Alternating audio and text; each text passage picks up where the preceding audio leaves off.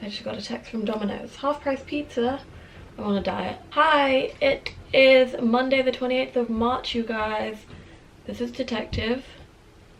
Hey. My biggest jelly cat. Ooh, woo. Look how big his ears are. Are you kidding? I've got Deppy here too. His name is Depression, and he like sucks out all the depression from my head, and then we empty him in like the sink. Oh, I don't really want that going around here. Usually we empty him in the sink or the toilet. I'm not going to do it because I don't want to empty my depression onto me right now. He's also a jelly cat. He may not look like it.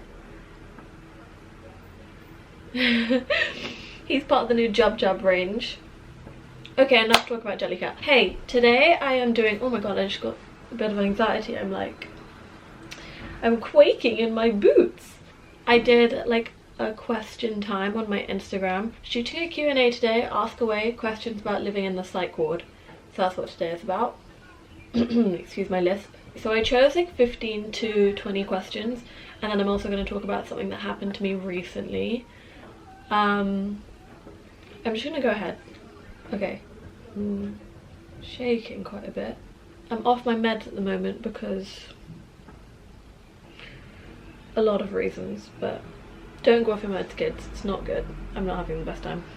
Anyway, first question. How many jelly cats did you bring?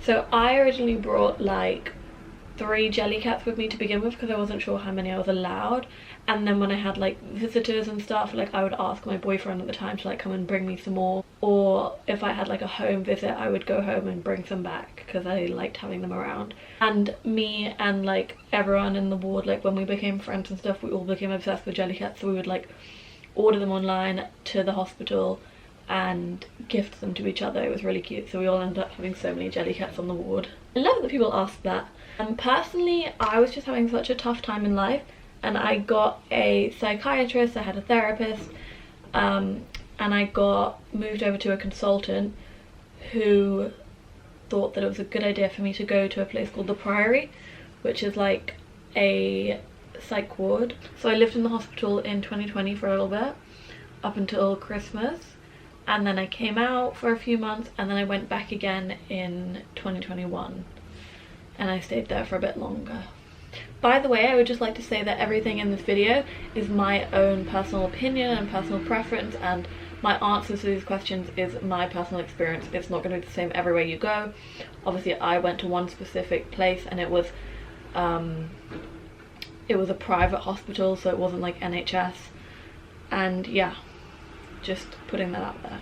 Is it better to make friends or just have friendly acquaintances in the psych ward? So the way that I viewed it was that I wasn't sure if I was going to make any friends when I first got there, but the couple times I've been now, I would highly recommend making friends there. Like, there's people there who understand your struggle like no one else. Like, they are there in the exact same situation in life. Like, they have been taken out of the real world and put in the same place as you, and it like really helps to have those people around you and to be able to talk about things openly. And also the way that it works in the hospital that I went to is that we did group therapy every day. So like every day I would have therapy with like other patients and stuff up to 3 times a day. So I'm openly talking about my struggles, they're talking about their struggles, and you can't help but become friends. And everyone there is always so sweet and nice and like sympathetic because they get it. Like, no one in the world is going to get it like the people around you while you're there. So yes, I highly recommend making friends, not just acquaintances. Obviously you have acquaintances while you're in there, but like some of my best friends in life right now are from the hospital, like the ones that I made in the hospital. Did you pay for your stay or was it funded by the NHS? So I'm really lucky, and I have health insurance with my mother's work, and that's what covered my stay. And then my mother's boss offered to pay for some of it, which was really sweet. Like, I am forever grateful for that. A lot of my friends there as well were on health insurance. Do you feel in any way that being in the psych ward has a negative impact on you? In my opinion, I had a few bad moments, and I felt like they were exaggerated due to being in the psych ward, because I was feeling left out from the world and left out from my friends, and I missed being out there. But those were only those little moments. But in general, like, being there and living there was such a great help to me. How does it help? Like, is it the feeling of being separated from the world?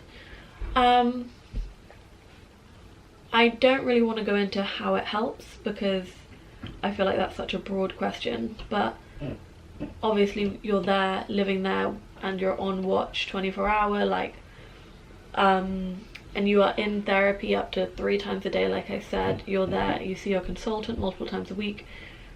Like, all of that helps because you don't get that in the real world. Like, you don't get to see your consultant that much, you don't get that much therapy that much. I mean, there may be a few people out there who have that circumstance anyway, but I just feel like it helped in general with my health because it was like intensive therapy, you know?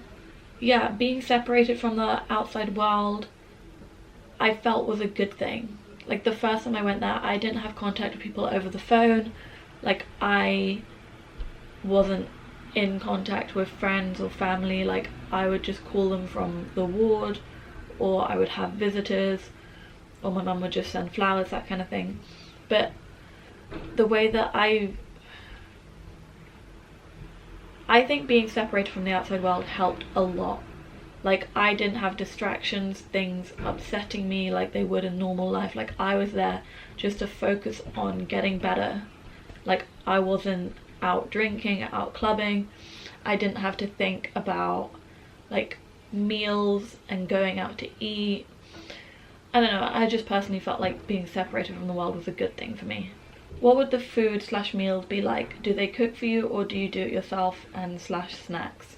Okay, so the hospital that I lived in, we had breakfast, lunch and dinner provided for us, and every day it was like a menu. They had veggie options, vegan options, and to me personally, I thought the food was quite good. Obviously everyone has a different preference, and it was very much school dinner vibes, but the thing is, I love that. Like, I love waking up in the morning and having like just the classic sausage, eggs, bacon, like that kind of stuff, and I personally really liked it. I mean, there were some evenings where the dinner was a bit like not too fussed by it, and then we would order in food and stuff, and that was quite nice. I'll try and upload a picture if I can find some sort of food pic. I'm trying to think if I ever took some. Or I know we had a Christmas dinner once. Let me see if I can put a picture here of that, because that would be cute.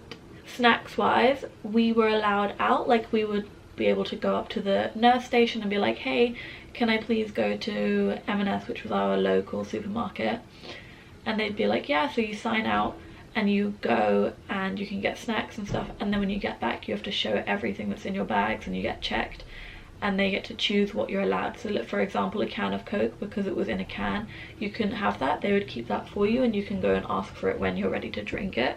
The rest of the snacks you can keep in your room. We also had like a little ward kitchen. So we had like a little kitchen where we had a fridge, and we could all write down our room numbers and put it in the fridge and keep it there. And considering we had a little ward kitchen as well, we had like a microwave, a kettle, like sink to do dishes or whatever, and if you wanted, I guess you could cook your own food, but we didn't have like an oven or a stove top.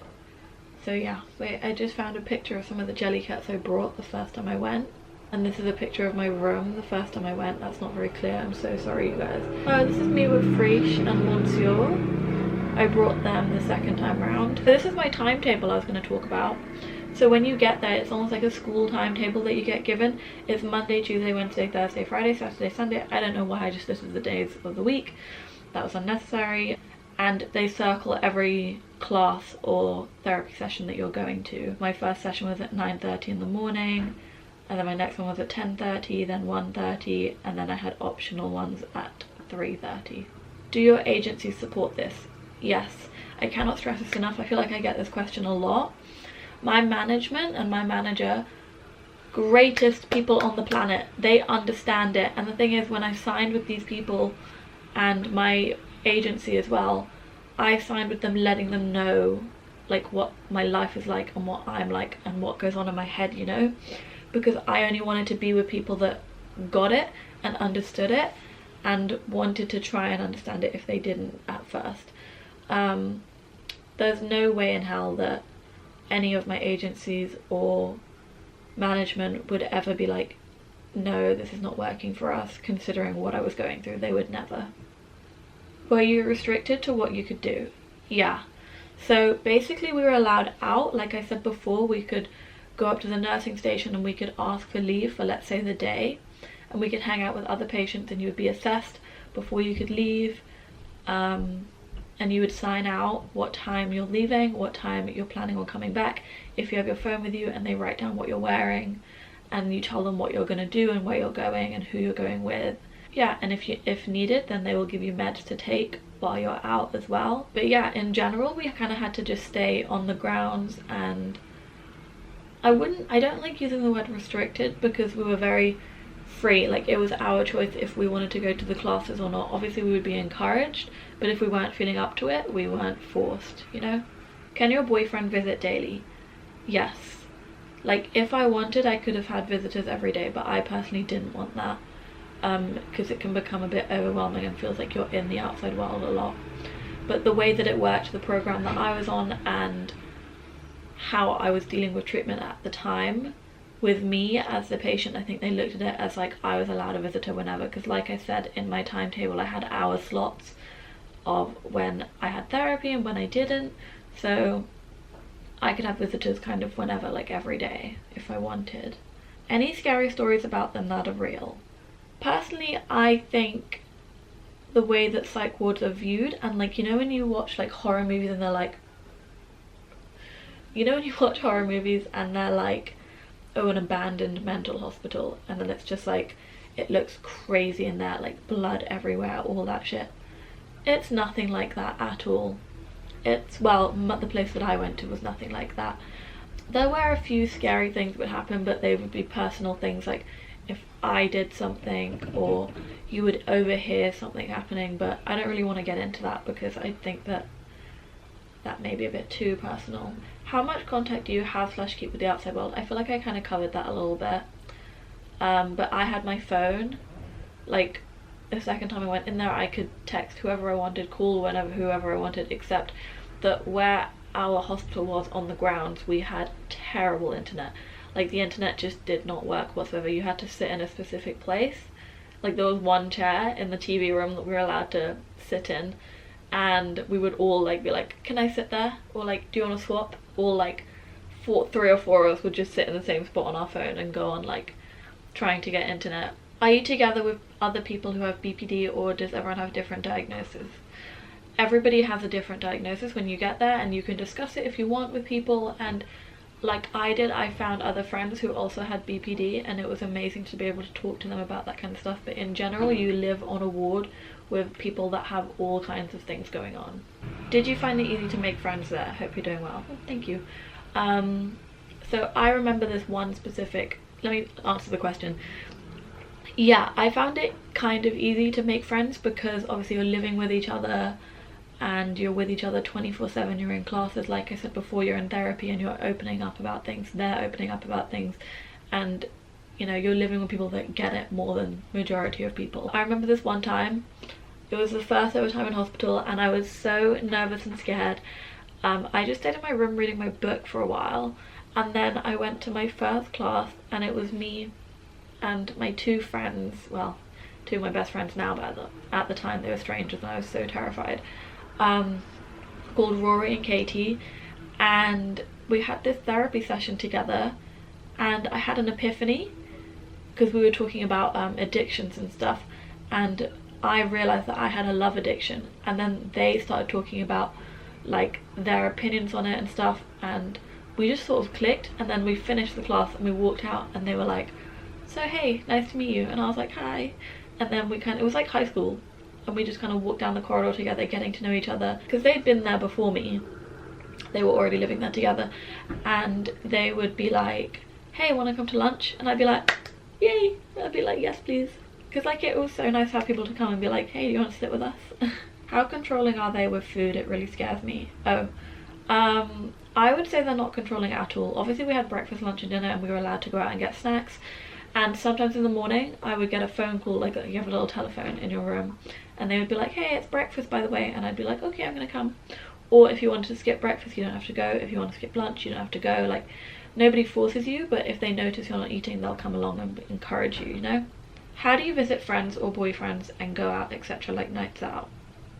So you're not allowed to drink while you're there having your treatment, and if you do go on home leave or whatever, in my personal opinion and experience, you shouldn't really be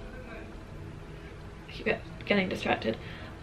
You shouldn't be drinking on your meds. It's all about the advice from your doctors and what they think is best. Does it smell? No. No, the hospital that I've stayed in, no, it did not smell at all. I don't know why I chose that question.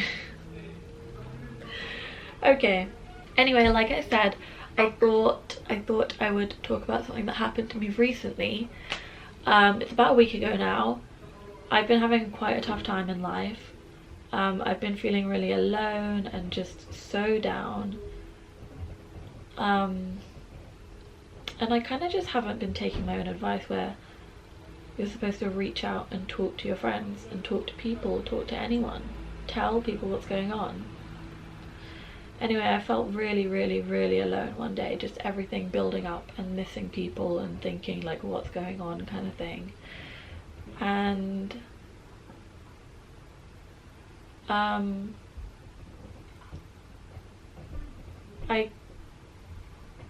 I kind of did something quite silly.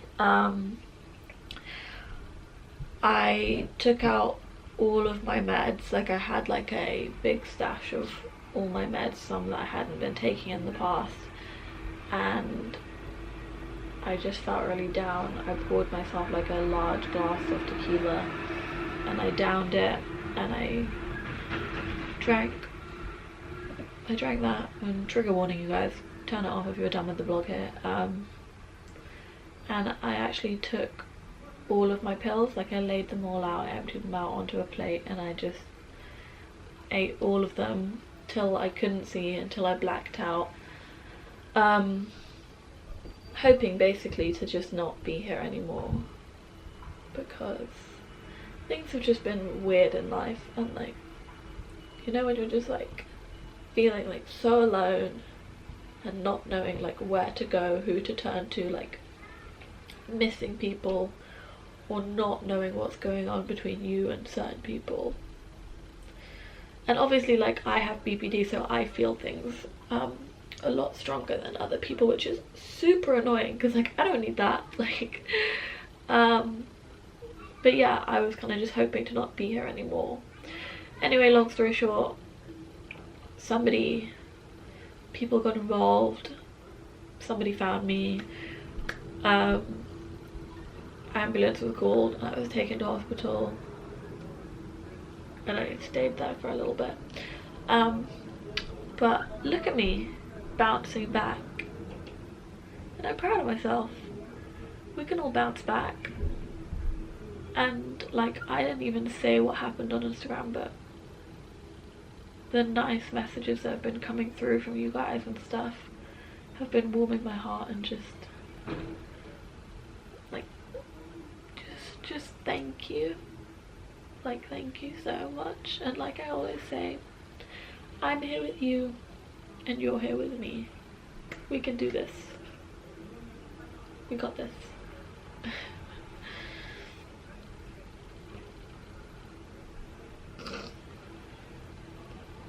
Whatever. I am not crying anymore today. Actually, I don't care if I do. It's not a big deal. If I feel like crying, I'm gonna cry. But I'm gonna get up. I'm gonna go to the internet cafe. I don't know why I'm calling it that. It's literally just a regular cafe that has good internet. And I'm gonna go edit this vlog and upload it. And okay, I love you guys. And sorry I'm being so soppy. I just love you guys. Mwah. Bye.